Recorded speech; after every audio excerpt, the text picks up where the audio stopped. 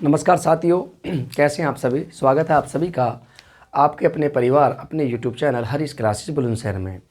कैसे हैं आप सभी। आशा करते हैं कि आप सभी अच्छे होंगे। आपकी तैयारी बहुत बेहतर तरीके से चल रही होगी। जैसा कि आपको पता है कि कंटिन्यू हमारी 8 PM पर डेली एक क्लासेस पर डे आती है और कुछ स्टूडेंट हैं जो अभी हमारी क्लास नहीं देख रहे हैं। 8 PM पर हमारी जो डेली क्लासेस आती है, इस क्लास को कुछ स्टूडेंट नहीं देख रहे हैं, तो आप कंटिन्यू इस क्लास को देखना शुरू कर दीजिए, जिससे कि आपकी जो तैयारी है बहुत बेहतर तरीके से हो जाए।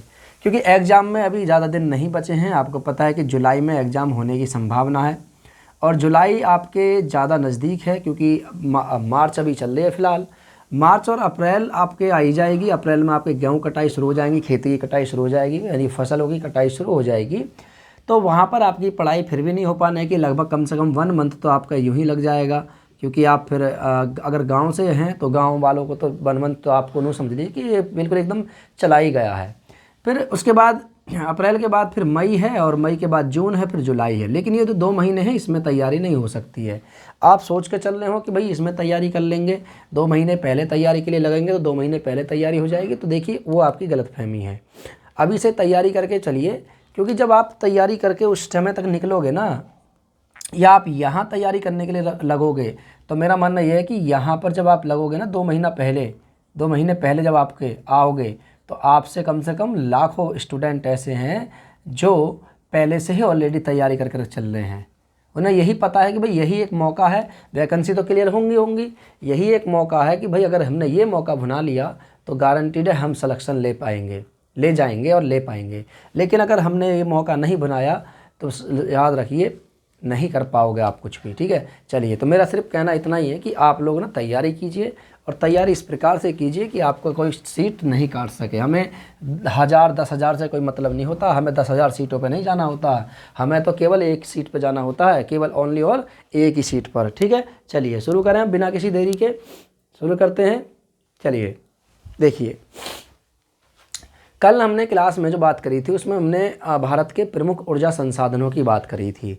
और ऊर्जा संसाधन मैंने बताए थे कि ऊर्जा किसे कहते हैं, यानी भौतिकी में कार्य करने की क्षमता को, किसको, कार्य करने की क्षमता को ऊर्जा कहते हैं। यही था ना, मैंने कल बताया था कि भौतिकी में कार्य करने की क्षमता को ऊर्जा कहते हैं।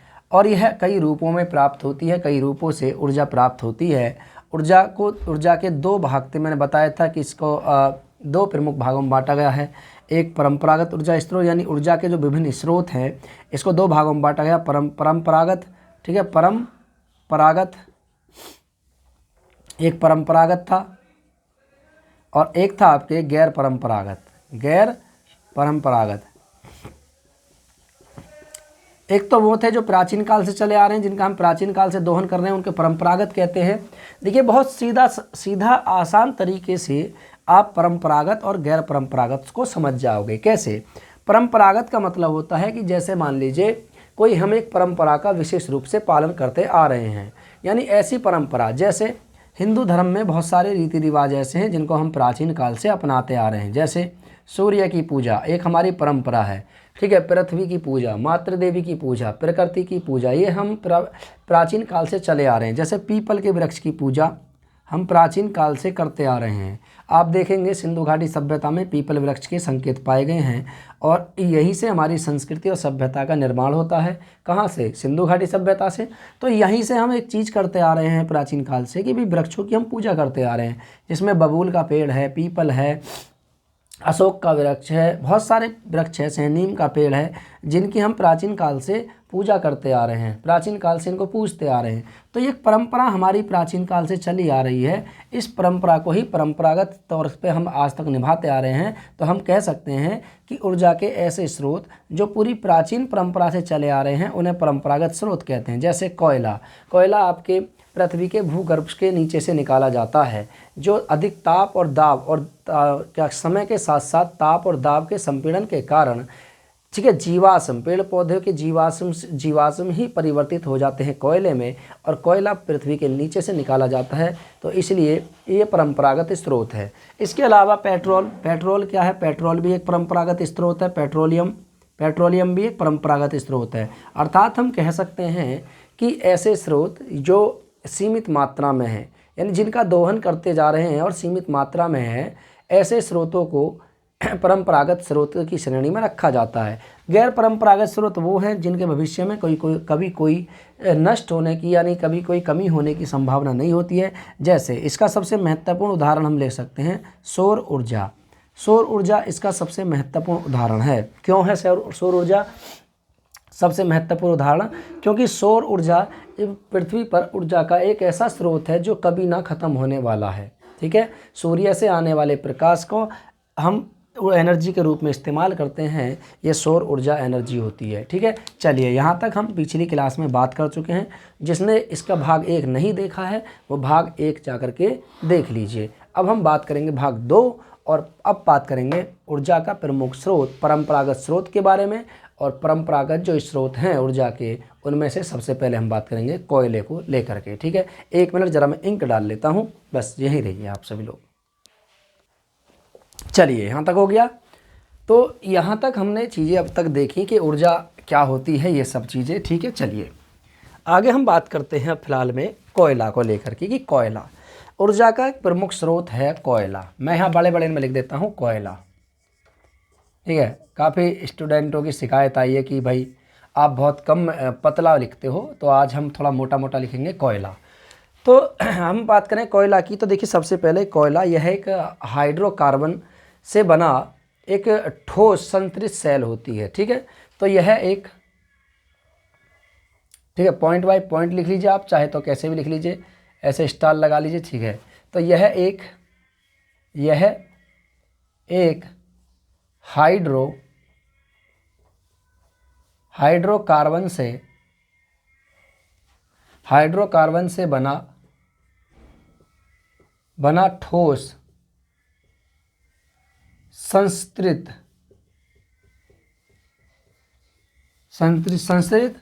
शिला होती है। शिला मीन्स चट्टान होती है, शिला होती है। एक ठोस संस्तृत हाइड्रोकार्बन से बनी एक ठोस संस्तृत चट्टान होती है जिसमें कार्बन की मात्रा मौजूद होती है। ठीक है, इसमें कार्बन की मात्रा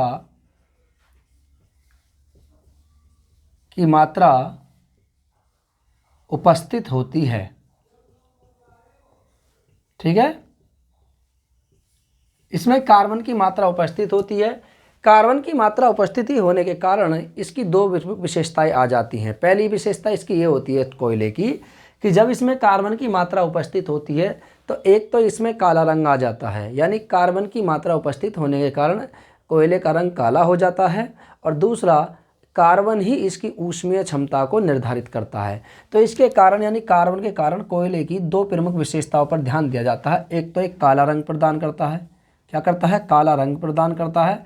और दूसरा, इसकी ऊष्मीय क्षमता, जो ऊष्मीय क्षमता होती है, जैसे हम जलाते हैं जिससे हम इसमें से ऊष्मा निकलती है, ये दोनों को ही निर्धारित करता है कार्बन। तो हम कह सकते हैं कि कार्बन की उपस्थिति होने के कारण कोयले का रंग काला होता है। दूसरा, कार्बन ही कोयले की ऊष्मीय क्षमता को निर्धारित करता है, इसे कोयला कहा जाता है। कोयले को काला रंग होने के कारण और तथा कार्बन की मात्रा उपस्थित होने के कारण कोयले को काला हीरा भी कहा जाता है, इसे काला हीरा भी कहते हैं। तो कोयले को यानी कोयले को इसे काला हीरा भी कहा जाता है, हीरा भी कहा जाता है। कोयले को काला हीरा भी कहते हैं, याद रखना। काला हीरा इसे क्यों कहा जाता है, मैंने बताया था, इसमें कार्बन की मात्रा उपस्थित होती है, इसलिए इसे काला हीरा भी कहते हैं। रासायनिक तौर पर इसमें कार्बन की उपस्थिति होती है, इसलिए इसे जीवाश्म ईंधन भी कहा जाता है। तो कार्बन की उपस्थिति होने के कारण इसे जीवाश्म ईंधन भी कहते हैं, इसे जीवाश्म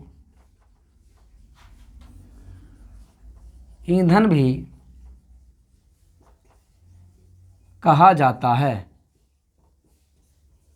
इसे जीवाश्म ईंधन भी कहते हैं। क्यों कहते हैं जीवाश्म ईंधन, क्योंकि मैंने बताया था कि कोयले का निर्माण पृथ्वी के अंदर यानी भूगर्भ में अधिक ताप और दाब के कारण जीवों के अंश के सड़ने और गलने से तथा उस पर बढ़ते समय के साथ साथ ताप और दाब और संपीड़न दाब के कारण जिस चट्टान का या छेल का निर्माण होता है, इस प्रकार की प्रक्रिया को, ठीक है, क्या कहते हैं? कोयले का निर्माण कहते हैं। यानी जब पृथ्वी पलटी, यानी मैंने बताया था कल भी कि भाई जब पृथ्वी उथल पुथल होती है तो कुछ जीवों के अंश, पेड़ पौधे, वनस्पतियाँ पृथ्वी के भूगर्भ में चली जाती हैं। अधिक समय होने के कारण और ताप और दाब के बढ़ते प्रभाव के कारण वहाँ पर संपीड़न की प्रक्रिया हो जाती है, जिसके कारण ये जो जीवाश्म होते हैं ये सल गड़ करके ही एक रूप परिवर्तित कर लेते हैं और वो चट्टानों के रूप में उपस्थित हो जाते हैं। इसमें कार्बन की उपस्थिति होती है, इसलिए इसे जीवाश्म ईंधन भी कहते हैं। यानी जीवों के सले गड़े अंश जीवाश्म, तो जीवाश्म होते हैं, इसमें कार्बन की उपस्थिति होती है, इसलिए इसे जीवाश्म ईंधन भी कहते हैं। भारत विश्व का दूसरा सबसे बड़ा, ठीक है, कोयला उत्पादक देश है। भारत की बात करें तो भारत विश्व का, ठीक है, किसका? विश्व का। भारत विश्व का दूसरा यानी सेकंड लार्जेस्ट, दूसरा सबसे बड़ा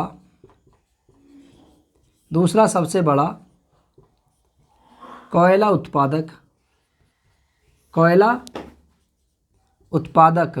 देश है। भारत विश्व में दूसरा सबसे बड़ा कोयला उत्पादक देश है, जिसको ध्यान रख लेना। जब ये दूसरे पर है तो पहले स्थान पर कौन आएगा? तो दूसरा ये है तो प्रथम स्थान पर चीन है, इसको ध्यान रख लेना। प्रथम पे कौन है? प्रथम पर है चीन।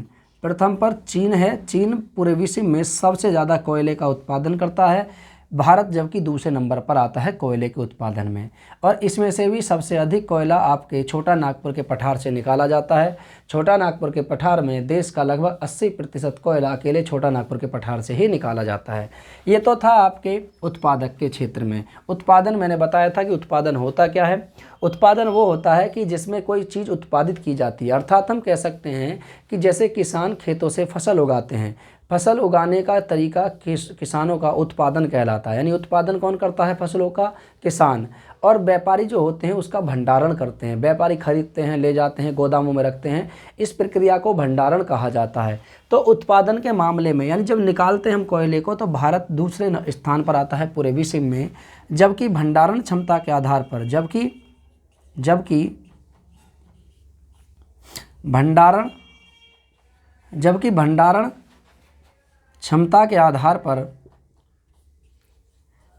आधार पर भारत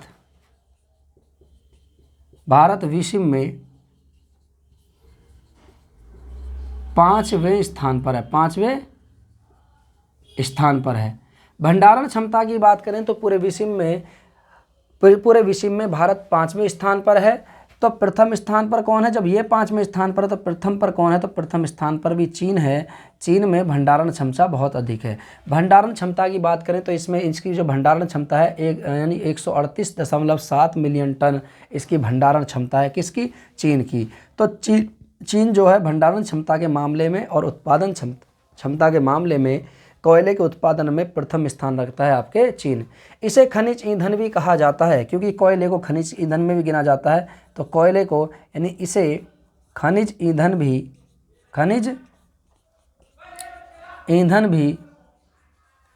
कहा जाता है।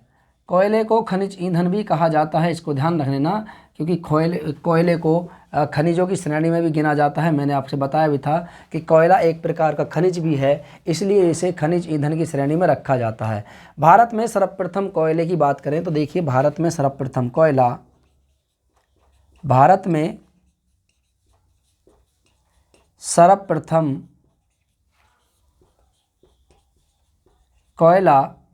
1744 में, कितने में? 1744 में भारत में सर्वप्रथम कोयले का उत्खनन, भारत में सर्वप्रथम कोयला या कोयले का, ऐसा लिख लेते हैं, कोयले का उत्खनन, ठीक है, वर्ष 1744 में रानीगंज पश्चिम बंगाल, रानीगंज यानी पश्चिम बंगाल में पड़ता है ये, रानीगंज पश्चिम बंगाल, रानीगंज पश्चिम बंगाल में किया गया उत्खनन। 74 में रानीगंज में किया गया। यानी सबसे पहले जो कोयले की खानों के बारे में पता चला वो 1774 में पता चला। और ये कहाँ से पता चला था, तो रानीगंज, एक पश्चिम बंगाल में रानीगंज एक क्षेत्र पड़ता है, वहीं पर सबसे पहले 1774 में कोयले की खानों का पता लगाया। जब कोयले की खानों का पता लगाया तो उसी वर्ष 1774 में ही सर्वप्रथम यहीं से उत्खनन कार्य शुरू किया गया। धीरे धीरे इस पहले तो अभी फ़िलहाल में तत्कालीन समय में केवल रानीगंज से ही कोयला निकाला जाता था, लेकिन धीरे धीरे 1830 तक आते आते इस क्षेत्र से, यानी कहाँ से, पश्चिम बंगाल में इसके आसपास अनेक क्षेत्रों का भी पता चला, जिससे कि जहाँ से कोयला निकाला गया। तो अर्थात 1830 तक आते आते इस क्षेत्र के अधिकतर भागों से कोयले का उत्खनन किया जाने लगा। ठीक है, पश्चिम बंगाल में किया गया 1830 तक आते आते 1830 तक इस क्षेत्र से अधिक मात्रा में उत्खनन कार्य संपन्न हुआ। क्या हुआ? 1830 तक आते आते इस क्षेत्र से अधिक मात्रा में कोयले का उत्खनन किया जाने लगा। और आपको पता होगा कि भारत में पहली रेलवे लाइन कब बिछाई गई थी? 1853 में भारत में पहली रेलवे लाइन बिछाई गई और चली गई। तो रेलवे का विकास हुआ। रेलवे का विकास किया गया था, यहाँ की जो चीज़ें हैं, जो संसाधन हैं, उनको इंग्लैंड पहुंचाना, यही इसका मकसद था। इंग्लैंड वालों का यही मकसद था कि यहाँ से जो भी खनिज संसाधन हैं, जितने भी महत्वपूर्ण खनिज संसाधन हैं, चाहे वो सोना हो, चाहे वो चांदी हो, चाहे वो कोयला हो, कुछ भी हो, यानी यहाँ से वस्तुओं को इंग्लैंड निर्यात करना है, इनका केवल एक ही उद्देश्य था। इसलिए अंग्रेज़ों ने अपने उद्देश्य के लिए, अपने उद्देश्यों की पूर्ति के लिए रेलवे लाइन का निर्माण किया और रेलवे का विकास किया। और धीरे धीरे रेलवे का इतना विकास कर दिया उन्होंने कि यहाँ से जितने भी खनिज संसाधन थे उनको सबको इंग्लैंड ले जाना इन्होंने शुरू कर दिया। तो रेलवे लाइन का विकास होने के कारण इस क्षेत्र में कोयले का उत्खनन और अधिक मात्रा में होने लगा। आपको पता है कि 1853 में सर्वप्रथम रेल कहाँ चली थी? मुंबई से लेकर थाने के मध्य। ठीक है, याद रखना, मुंबई से लेकर के थाने के मध्य। अभी मैं एक दिन एक वीडियो बनाऊंगा भारत में रेलवे का विकास कैसे हुआ। ठीक है, इन पे कई वीडियो बनाऊंगा मैं, समाचारों का विकास कैसे हुआ, कैसे समाचार पत्र आए सर्वप्रथम, कहाँ से, प्राचीन काल में समाचार पत्रों का माध्यम क्या होता था। ठीक है, समाचार पत्र उसका माध्यम क्या होता था, कैसे वो काम करते थे, तो सबकी अलग अलग क्लास बनाएंगे हम। ठीक है, पहले अभी फ़िलहाल इसको देख लेते हैं, याद रखना। तो 1830 तक इस क्षेत्र में अधिक से अधिक मात्रा में कोयले का उत्खनन शुरू हो गया। 1956 में पहली बार कोयला उत्खनन के सुधार के लिए एक राष्ट्रीय कोयला विकास निगम का निर्माण किया गया था। ठीक है, यहाँ तक दिख रहा है ना आपको? पहले इसको देख लीजिए, इसको नोट कर लीजिए, उसके बाद आगे देखते हैं कहाँ तक दिख रहा है। ठीक है, चलिए, यहाँ तक हो गया, वेरी गुड, शाबाश। चलिए, तो 1956 की बात है, 1956 कब की बात है? 1956 में कोयला उत्खनन के 1956 में कोयला उत्खनन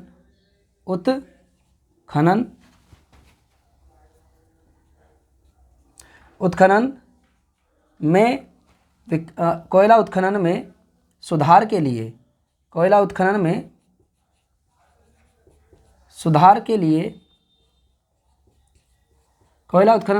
लिए राष्ट्रीय कोयला विकास निगम का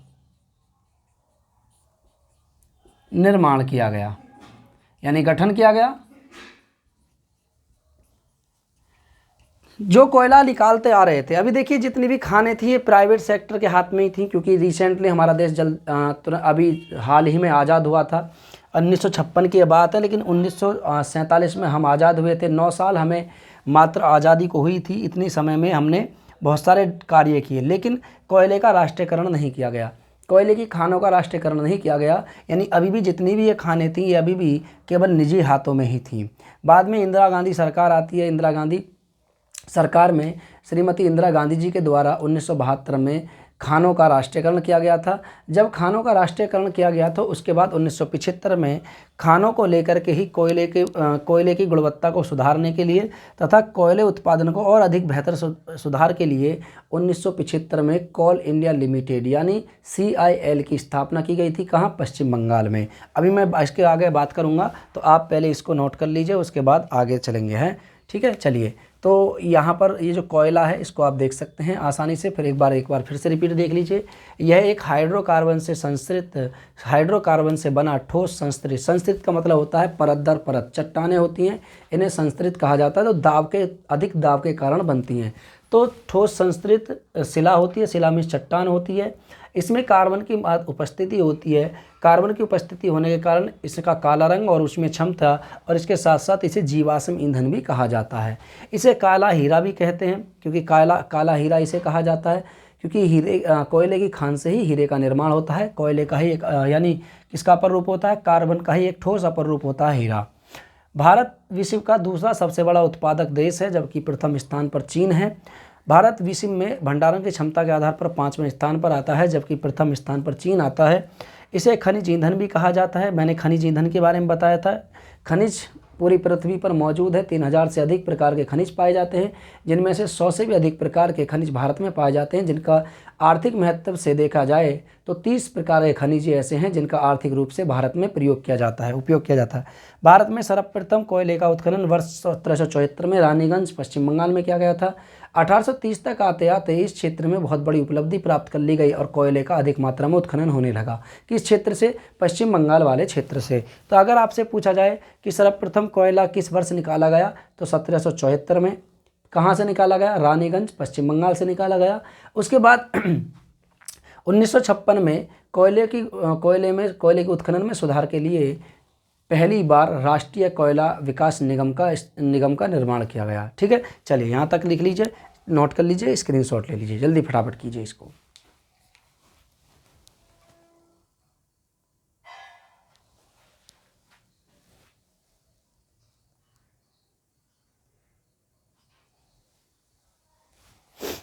चलिए, हो गया यहाँ तक। चलिए आगे देखिए, नेक्स्ट। अभी बहुत सारी चीज़ें बची हैं। कोयला,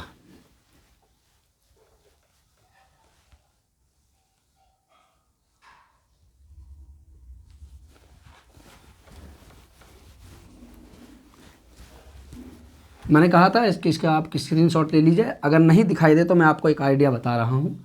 आइडिया ये है आपके लिए कि आप 720 की क्वालिटी कीजिए और पूरी स्क्रीनशॉट लीजिए। जैसे ये है, इसके स्क्रीनशॉट ले लिया, उसके बाद इसको आप नोट कर लीजिए। उसके बाद फिर वीडियो को प्ले कीजिए शुरू से और फिर रिपीटेड करते चलिए उसको।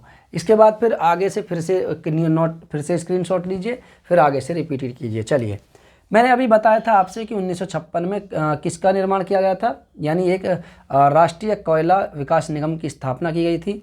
1972 में यानी 1972 में 1972 में इंदिरा गांधी सरकार में खदानों का राष्ट्रीयकरण किया गया था। ठीक है, 1972 में कोयले की खदानों का राष्ट्रीयकरण, यानी जितनी भी खदानें थीं इनको सरकारी संपत्ति घोषित कर दिया। तो खदानों का राष्ट्रीयकरण किया गया।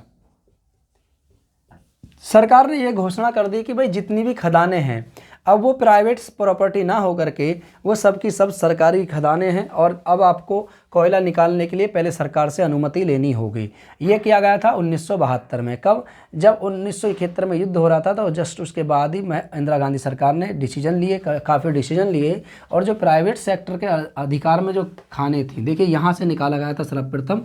यह है रानीगंज पश्चिम बंगाल में, यहाँ से सर्वप्रथम 1744 में कोयला निकाला गया था। ठीक है, उसके बाद इसके आसपास वाले क्षेत्र से देखो, जैसे तलचर है, झरिया है, ये जो पूरे क्षेत्र हैं, इन क्षेत्रों से फिर अधिक मात्रा में कोयले की उत्पादन हुआ, कोयले को निकाला गया। इसके बाद 1975 में, कितने में?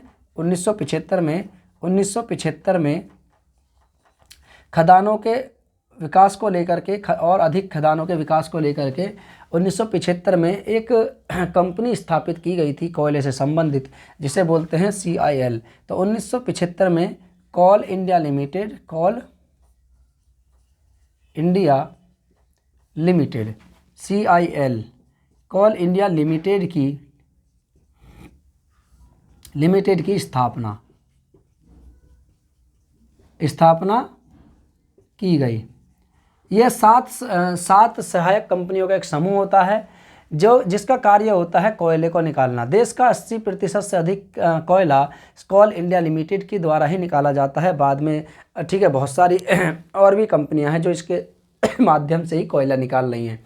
तो कोयले के उत्खनन को बढ़ावा देने के लिए तथा खदानों के विकास को लेकर के CIL की स्थापना की गई थी। CIL यानी कोल इंडिया लिमिटेड की स्थापना और वर्ष 1975 में की गई थी। ठीक है, याद रखना, याद इसको, ठीक है। और यह 7 सहायक कंपनियों का एक समूह होता है जिसके माध्यम से कोयला निकाला जाता है।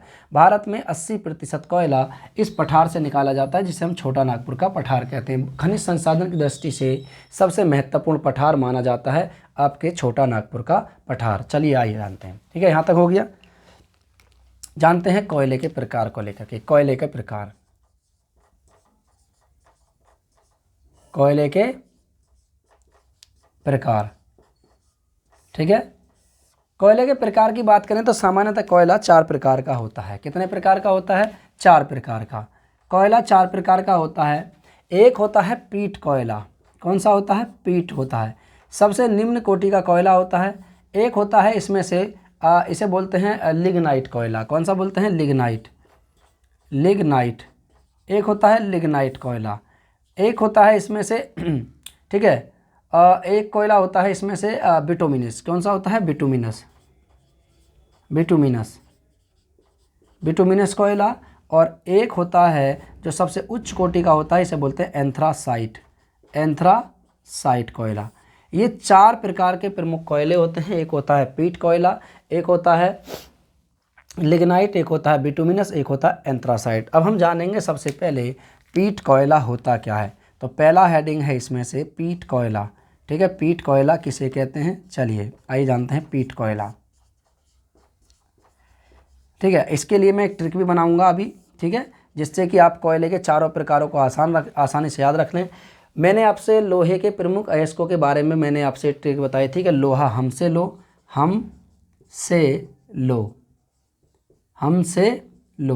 तो ऐसे हो जाएगा हेमेटाइट, मैग्नेटाइट, सेंडेराइट, लिमोनाइट। ठीक है, तो ये सभी लोहे के 4 प्रकार थे। मैंने बताया था कि ये हमसे लो, लोहा हमसे लो। इसी प्रकार से कोयले के 4 प्रमुख प्रकारों के बारे में हम एक ट्रिक लेकर आएंगे। एक जानदार सी ट्रिक बनाऊंगा जिससे आपके आसानी से याद रहे। तो पीट कोयले की बात करते हैं। पीट कोयला, सबसे पहले पीट कोयले की बात करें तो देखिए यह है, ठीक है, नमी की मात्रा ज़्यादा होती है। यह सबसे निम्न कोटि का कोयला होता है। ठीक है, यह निम्न कोटि का कोयला होता है। यह निम्न कोटि का कोयला होता है। ठीक है, इसमें नमी की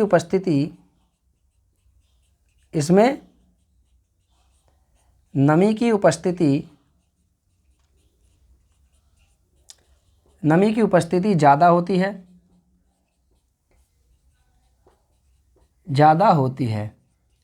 यह जलने पर धुआं एवं राख छोड़ता है। ठीक है, यहाँ तक दिख रहा है ना? एक बार देख लूँ ज़रा। चलिए, यहाँ तक दिख रहा है, अभी एक लाइन और आ जाएगी। ठीक है, यह जलने पर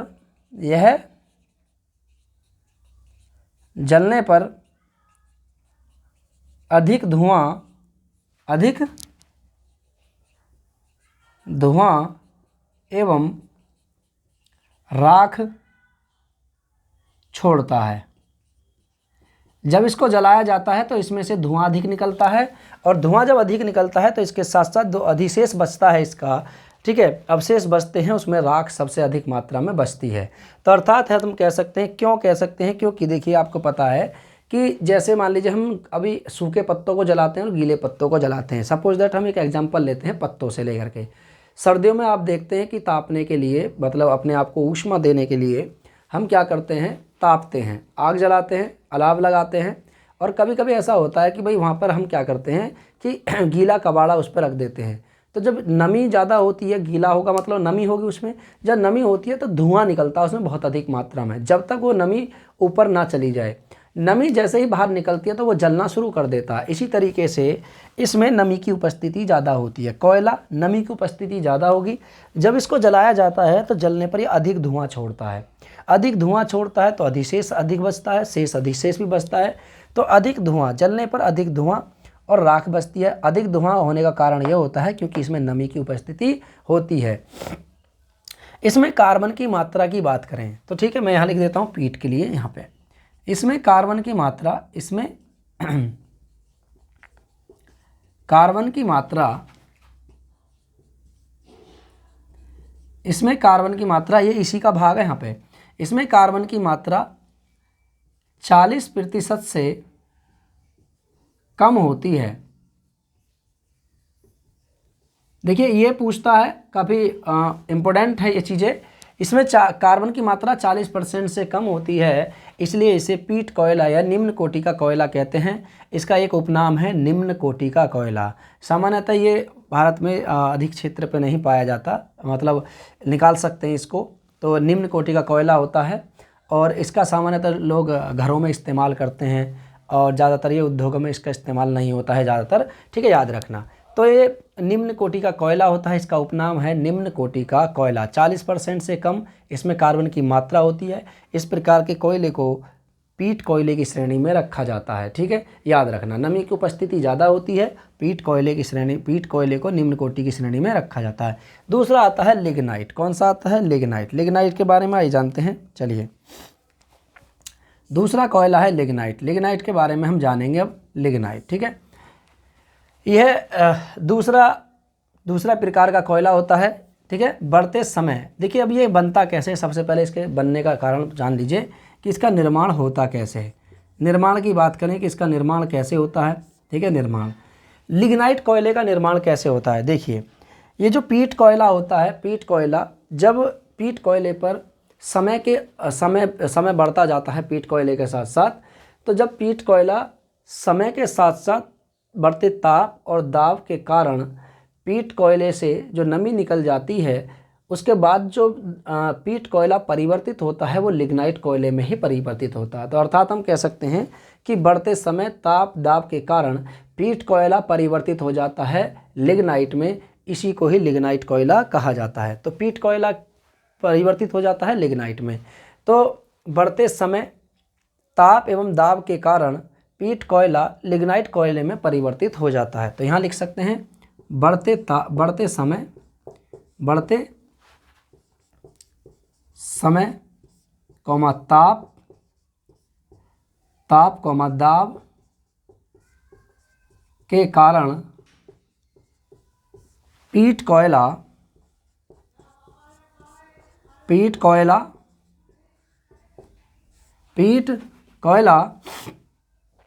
लिग्नाइट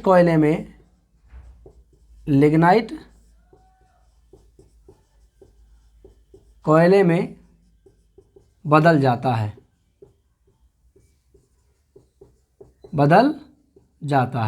मतलब ये पीट कोयला ही बदल जाता है आपके लिग्नाइट कोयले में, इसको ध्यान रखना। ठीक है, इसमें इसका जो प्रयोग किया जाता है, इसका उर्वरक उत्पादन में प्रयोग किया जाता है। किसमें? उर्वरक उत्पादन में इसका उपयोग, ठीक है। लिग्नाइट कोयले का जो उपयोग है इसका ही, ठीक है, इसका उपयोग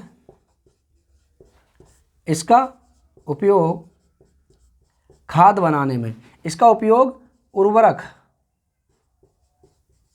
उर्वरक उत्पादन में किया जाता है। इसको आप ध्यान रख लेना, इसका उपयोग जो है उर्वरक उत्पादन में किया जाता है, ध्यान रखना। इसमें कार्बन की मात्रा की बात करें तो इसमें कार्बन की जो मात्रा होती है, इसमें कार्बन की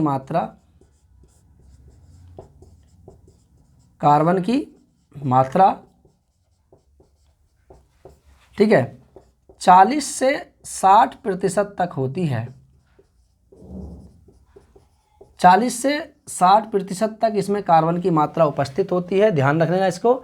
इसे क्या कहते हैं? इसे लिग्नाइट कोयला कहते हैं। इसमें कार्बन की मात्रा 40 से 60% तक होती है। अब ये पाया कहाँ जाता है, इसके क्षेत्र की बात करते हैं कि इसकी प्राप्ति क्षेत्र, ठीक है, यानी ये कहाँ से मिलता है। उत्पादक क्षेत्र की बात करते हैं इसमें कि इसके उत्पादक क्षेत्र कौन कौन से होते हैं। देखिए उत्पादक क्षेत्र यानी लिग्नाइट कोयले के उत्पादक क्षेत्र, उत्पादक क्षेत्र मैंने कहा ना, एक एक चीज़ें आप नोट करते चलिए। मैं गारंटी के साथ कहता हूँ आपको क्लास अच्छी लग रही होगी बहुत बेहतर तरीके से। देखिए आप पेड वगैरह खरीदते हो, क्यों खरीद रहे हो, आप यहाँ पे लीजिए, हमारी क्लास कीजिए, आप आइए, आपको हर एक कंटेंट हर एक चीज़ यहाँ पे प्रोवाइड की जा रही है। बस थोड़ा ये है कि आप टेंशन ना लें, जब चीज़ों को आप आसान तरीके से समझोगे तो बेहतर चीज़ें आपकी समझ में आएंगी। चलिए उत्पादक क्षेत्र की बात करते हैं कि लिग्नाइट कोयले के उत्पादक क्षेत्र कौन कौन से हो। एक होता है नेवेली, कौन सा, नेवेली, नेवेली ये कहाँ है सर, नेवेली ये पड़ता है सर तमिलनाडु में। तो नेवेली तमिलनाडु, तमिलनाडु, नेवेली तमिलनाडु में, ठीक है। यहाँ से क्या निकाला जाता है, कोयला। ये रहा नेवेली तमिलनाडु में, यहाँ से देखिए रहा नेवेली तमिलनाडु से कोयला निकाला जाता है। एक है लखीमपुर, लखीमपुर, लखीमपुर खीरी मत समझ लेना, ये लखीमपुर ओडिशा का है। किसका है, लखीमपुर ओडिशा, ठीक है, ओडिशा में पड़ता है एक लखीमपुर। देखो कहाँ है, यहाँ लिख नहीं रहा, देखिए यहीं है लखीमपुर ओडिशा में, ओडिशा, ओडिशा यानी कलिंग वाला क्षेत्र ओडिशा, लखीमपुर ओडिशा। एक है पालन, क्या है, पालन, ये कहाँ है सर, ये राजस्थान में है। पलाना, पलाना ये रहा, इसे पालन भी कहते हैं, पलाना राजस्थान में। ये पालन यानी पलाना राजस्थान में। एक है जयंतिया पहाड़ियाँ, कौन सी हैं, जयंतिया, जयंतिया पहाड़ी, ये कहाँ है सर, मेघालय, ये मेघालय में है। जयंतिया पहाड़ी मेघालय में है। यहीं से भी निकाला जाता है आपके कोयला, कौन सा, लिग्नाइट, लिग्नाइट कोयला जयंतिया पहाड़ियों से। इसके साथ साथ नागालैंड, कौन सा है, नागालैंड, नागालैंड, नागालैंड से भी क्या निकाला जाता है, कोयला। इसके अलावा अरुणाचल प्रदेश, कौन सा सर, अरुणाचल, अरुणाचल प्रदेश आप देख सकते हैं यहाँ पे, देखिए ये रहा पूरा इधर है ना, ये क्षेत्र यहाँ पे माकुम है, जजी है, ये आपके नजीरा है, ये सब कहाँ है, ये इसी वाले जो क्षेत्र हैं अरुणाचल प्रदेश। के अलावा West Bengal, WB West Bengal से निकाला जाता है, और इसके अलावा केरल से भी निकाला जाता है। कहाँ से, केरल से। तो देखिए इसके जो उत्पादक क्षेत्र हैं या कई हैं। इसके अलावा जम्मू एंड कश्मीर से भी निकाला जाता है, निकाहामा जम्मू एंड कश्मीर। इसके अलावा उत्तर प्रदेश से सोनभद्र वाले क्षेत्र, इस वाले क्षेत्र से भी निकाला जाता है। और इसके अलावा पांडिचेरी यानी ये वाला क्षेत्र इधर वाला, यहाँ से भी लिग्नाइट कोयला निकाला जाता है। तो इसके प्रमुख क्षेत्र कौन कौन से होते हैं लिग्नाइट के, सबसे अधिक मात्रा में नेवेली तमिलनाडु, लखीमपुर ओडिशा, पालन राजस्थान, जयंतिया की पहाड़ियाँ, गारो खासी जयंतिया ये मेघालय में पहाड़ियाँ हैं, नागालैंड है, अरुणाचल प्रदेश है, वेस्ट बंगाल है, केरल है, ठीक है, जम्मू कश्मीर है, यूपी है। मैं लिख देता हूँ यहाँ से क्योंकि कभी कभी पूछ लेता है। 9 जम्मू कश्मीर, जम्मू कश्मीर आपको वहाँ दे रखा होता है उसमें ऑप्शन में कि लिग्नाइट कोयला किन किन क्षेत्रों से निकाला जाता है। अगर पूछ ले वहाँ से कि जम्मू कश्मीर दे दिया, आप कहोगे तो यहाँ तो आपने लिखवाया नहीं जम्मू कश्मीर, फिर वहाँ पे है तो यहाँ पे लिख लीजिए जम्मू कश्मीर, ठीक है। और 10 पे है आपके यूपी यानी उत्तर प्रदेश से भी निकाला जाता है। उत्तर प्रदेश में 2 जगह से ही खनिज संसाधन निकाले जाते हैं। कहाँ, एक तो है आपके सोनभद्र, एक है आपके मिर्ज़ापुर। ये 2 ही क्षेत्र ऐसे हैं जो सबसे महत्वपूर्ण है, 2 जिले ऐसे हैं जो खनिज संसाधन की दृष्टि से सबसे महत्वपूर्ण जिले हैं उत्तर प्रदेश के। एक आपका यहाँ पड़ता है मिर्ज़ापुर, नीचे पड़ता है सोनभद्र। सोनभद्र 4 राज्यों के साथ सीमा साझा करता है, ठीक है। चलिए यूपी। और 11वें नंबर पर जो आता है इसका नाम है पांडिचेरी, पांडिचेरी। पांडिचेरी से भी क्या निकाला जाता है सर, ये निकाला जाता है आपके लिग्नाइट प्रकार का कोयला। इसको नोट कीजिए, फिर आगे चलते हैं, जल्दी कीजिए फटाफट।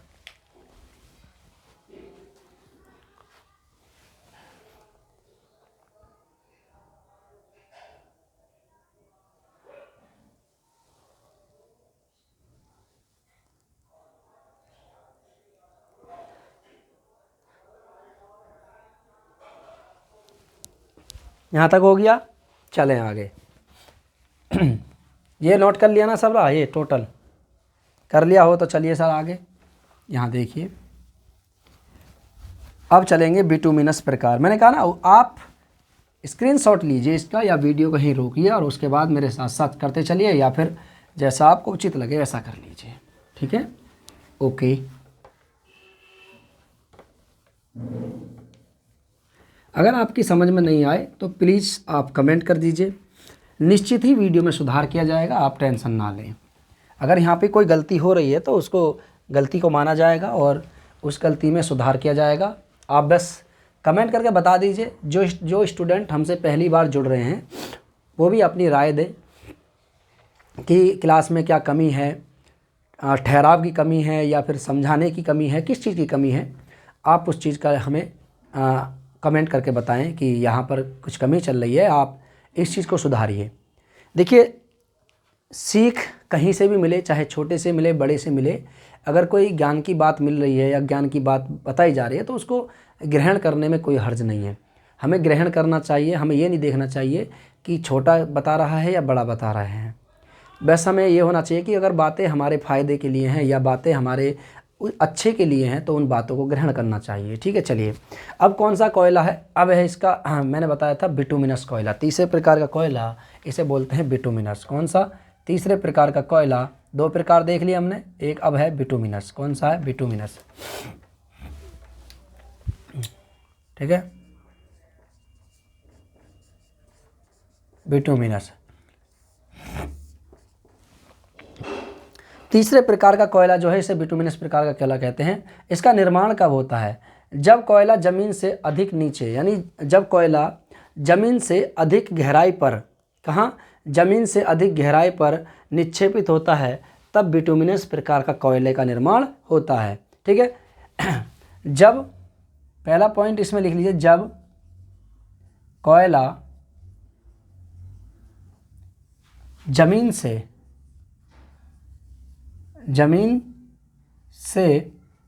अधिक गहराई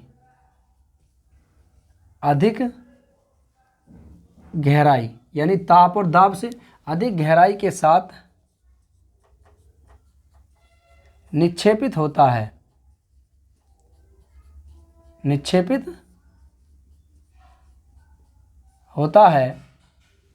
जब कोयला ज़मीन से अधिक गहराई पर निक्षेपित होता है तब किस प्रकार के कोयले का निर्माण होता है? बिटुमिनस प्रकार के कोयले का निर्माण होता है। इसमें नमी समाप्त हो जाती है। इससे क्या होता है? इसमें से नमी समाप्त हो जाती है। इसमें से नमी समाप्त हो जाती है, ध्यान रखना।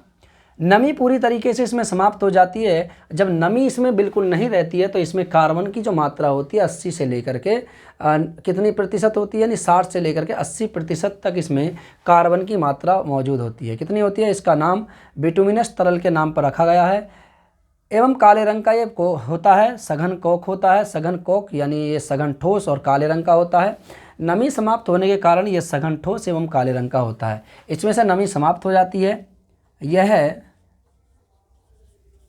सघन ठोस एवं काले रंग का होता है। कैसा होता है? काले रंग का होता है। अब आप कहोगे इसके अलावा भी और कोई रंग होते हैं? जी बिल्कुल हैं। काले रंग का ये होता है, याद रखना, क्योंकि इसमें कार्बन की मात्रा उपस्थित होती है। इसका नाम बिटुमिनस तरल के नाम पर रखा गया है। ठीक है, इसका नाम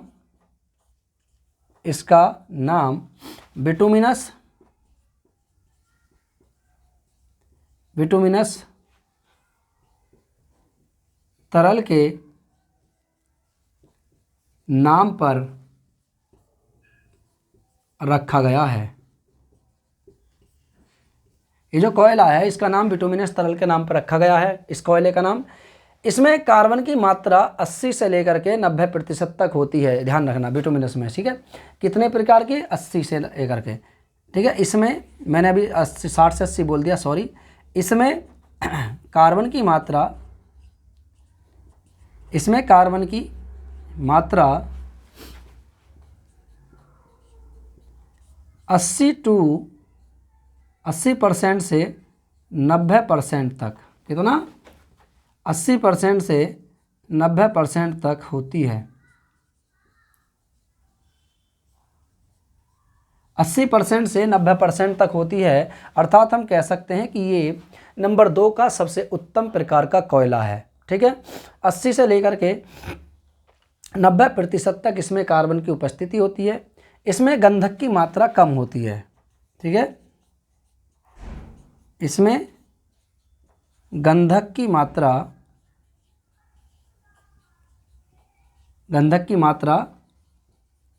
कम होती है। गंधक भी उपस्थित होता है, याद रखना, इसमें गंधक की मात्रा कम होती है।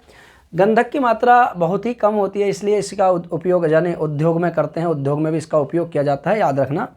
लेकिन इतने बड़ी मात्रा में इसका उपयोग नहीं किया जाता क्योंकि गंधक इसमें उपस्थित होता है। क्योंकि जब इसका उसमें प्रयोग करेंगे उद्योगों में, तो याद रखना कि ये जलने की संभावना ज़्यादा होती है। ठीक है, गंधक की उपस्थिति इसमें पाई जाती है। जिसमें नहीं पाई जाती गंधक की उपस्थिति, उसे एंथ्रासाइट कोयले के नाम से जाना जाता है। ठीक है, चलिए आइए जानते हैं इसके उपयोग के बारे में कि इसका उपयोग कहाँ कहाँ। वाणिज्यिक उपयोग इसका सबसे अधिक होता है। ठीक है, उपयोग देख लेते हैं बिटुमिनस प्रकार के कोयले का उपयोग, किसका उपयोग कहाँ कहाँ किया जाता है। नंबर फर्स्ट, इसका वाणिज्यिक उपयोग सबसे अधिक होता है। तो वाणिज्यिक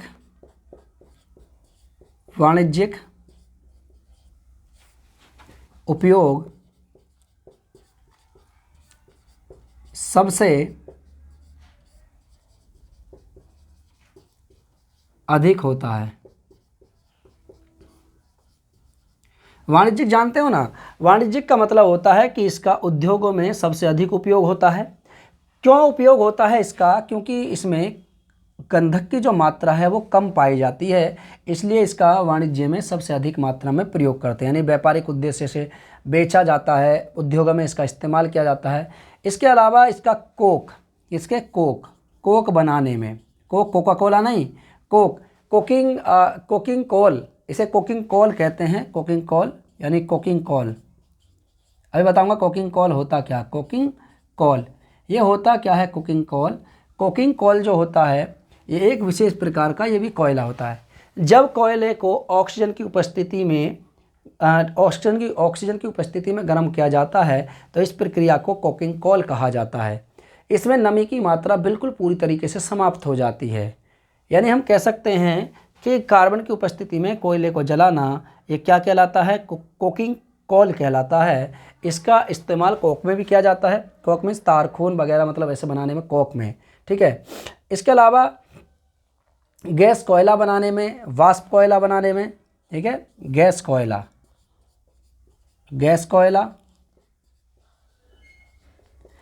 कोयला बनाने में बिटुमिनस का इस्तेमाल किया जाता है। ठीक है, वाष्प कोयला बनाने में, वाष्प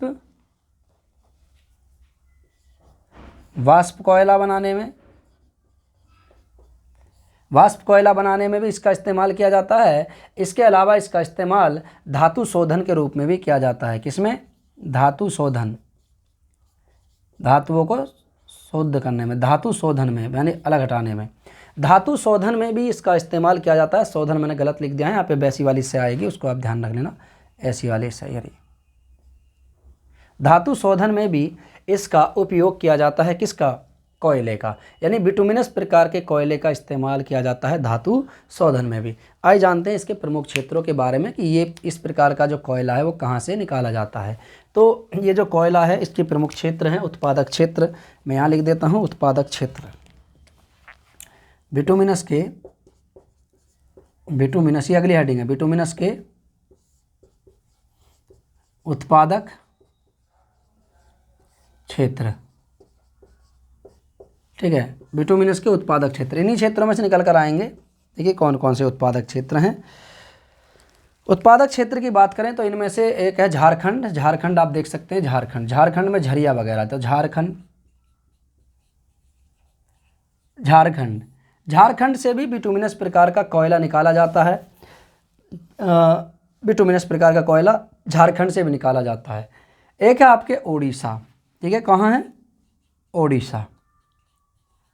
ओडिशा से भी बिटुमिनस प्रकार का कोयला निकाला जाता है। एक है आपके छत्तीसगढ़, छत्तीसगढ़ से भी बिटुमिनस प्रकार का कोयला निकाला जाता है।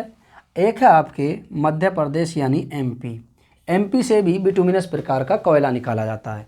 तो ये इसके कुछ प्रमुख क्षेत्र हैं जहाँ से बिटुमिनस प्रकार का कोयला उत्पादित किया जाता है, इसका उत्पादन किया जाता है, निकाला जाता है।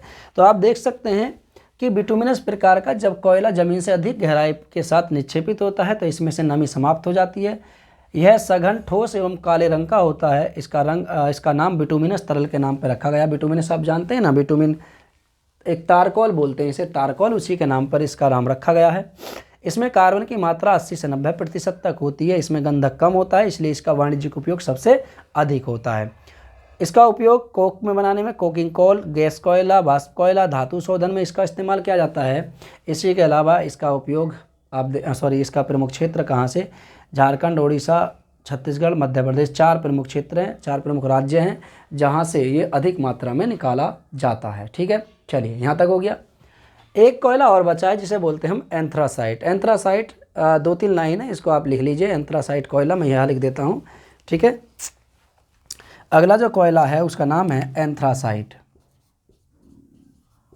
एंथ्रासाइट, एंथ्रासाइट कोयला बिटुमिनस के बाद नंबर 4 पे आता है एंथ्रासाइट कोयला। ये नंबर 3 है बिटुमिनस। एंथ्रासाइट कोयले की बात करें तो यह सर्वोत्तम प्रकार का कोयला होता है। क्या होता है? यह यहाँ लिख देता हूँ, यह सर्वोत्तम प्रकार का लिख रहा ना कोयला होता है।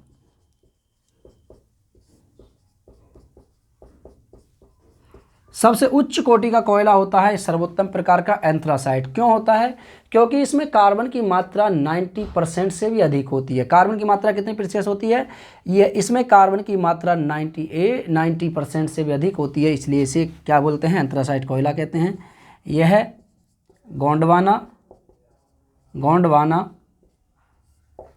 एवं टर्शियरी युग, कौन सा? गोंडवाना एवं टर्शियरी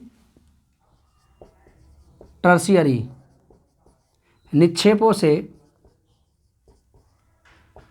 से निकाला जाता है।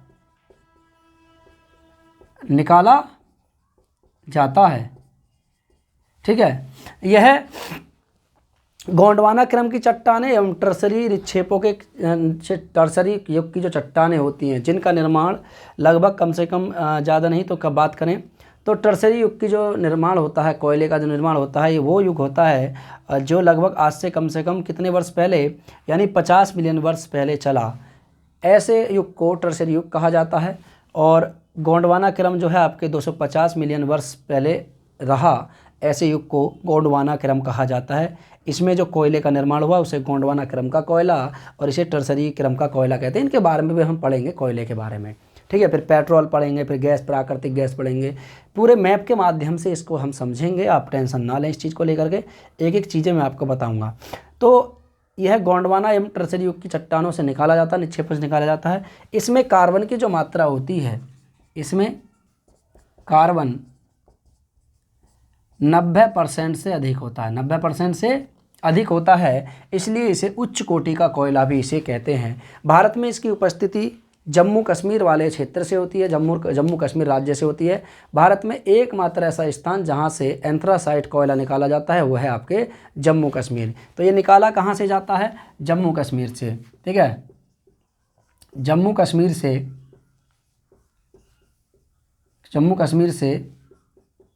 एंथ्रासाइट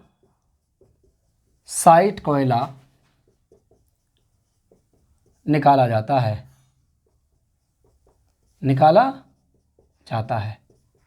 तो यह जो कोयला है केवल कहाँ से निकाला जाता है? जम्मू कश्मीर से निकाला जाता है। ठीक है, चलिए।